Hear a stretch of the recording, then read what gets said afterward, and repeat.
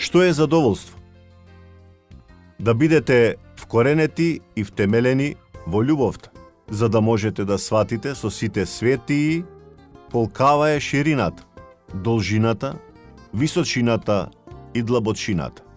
Стих 17-18.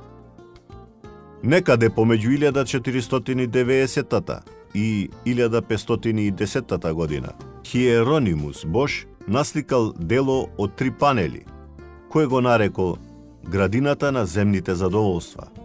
Познавачите на уметноста дебатираат за значењето на оваа слика, при што некои веруваат дека таа го прикажува падот на човештвото од невиност, а други ја гледаат како прослава на раскалашено живење. Секогаш кога ја гледам оваа слика, мислам на задоволство. Дали задоволство значи препуштање на насладите? Или задоволството е нешто сосема друго?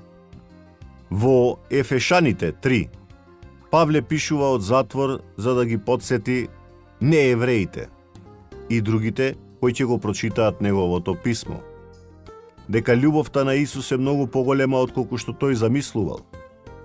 Божјата љубов е со него во затвор. Бог го сакал кога ја прогонувал црквата и требал да му го промени животот. Христовата љубов ги опфаќа оние кои се далеку, а ги вклучува и оние кои се на маргините. Додека Павле пишувал за тајната на огромната Исусова љубов, тој всушност не учел за задоволствата.